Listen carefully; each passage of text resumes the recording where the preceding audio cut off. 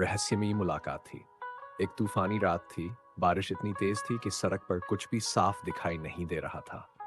विशाल अपनी गाड़ी से एक सुनसान रास्ते से गुजर रहा था, जब अचानक एक लड़की उसकी गाड़ी के सामने आ गई। ब्रेक लगाते लगाते भी वो लड़की से टकरा गया। विशाल घबरा गया, लेकिन जब उसने लड़की को देखा तो वह सही सलामत थी, जैसे कुछ हुआ ही न हो। तुम ठीक हो? विशाल ने घबराकर पूछा। लड़की ने हल्की मुस्कान दी और बोली, मैं ठीक हूँ, पर क्या तुम मुझे इस जगह से ले जा सकते हो? विशाल को कुछ अजीब लगा, लेकिन बारिश और अंधेरे को देखते हुए उसने हाँ कर दी। रास्ते में लड़की चुपचाप बैठी रही, उसकी आंखों में एक अजीब सा खालीपन था। अगले दिन विशाल ने जब अपने दोस्त कबीर को इस घटना के बारे में बताया तो कबीर ने कहा, तू पागल है क्या?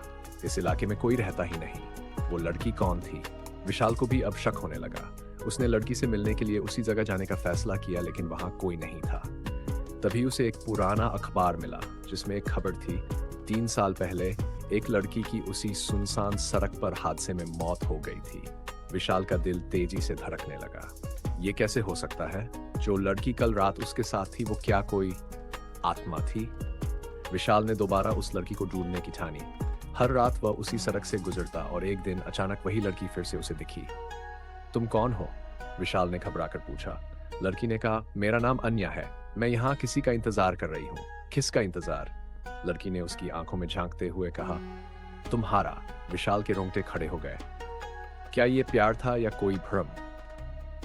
गहरी खोजबीन की तो पता चला कि अनन्या का एक्सीडेंट उसी की मंगनी वाली रात हुआ था, लेकिन उसकी आत्मा किसी से किए गए वादे के कारण बंधी हुई थी। तुम्हें मुक्ति चाहिए? विशाल ने पूछा। हाँ, लेकिन मैं चाहती हूँ कि कोई मुझे दिल से याद रखे। विशाल ने वादा किया कि वो उसे हमेशा याद रखेगा। अगले ही पल अनन्या मुस्कुराई और हवा में घुल गई। अब विशाल के लिए ये एक रहस्य बनकर रह गया। वो अनन्या से प्यार करने लगा था, लेकिन ये प्यार किस्मत में नहीं लिखा था। हर साल उसी दिन जब बारिश होती थी, विशाल को उसकी मुस्कान दिखती थी, जैसे वो अब भी कहीं न कहीं मौजूद था, लेकिन ये प्यार किस्मत में नहीं लिखा था। हर साल उसी दिन जब बारिश होती थी, विशाल को उसकी मुस्कान दिखती थी, जैसे वो अब भी कहीं न कहीं मौजूद हो। प्यार खत्म नहीं होता, वो किसी न किसी रूप में हमेशा जिंदा रहता है।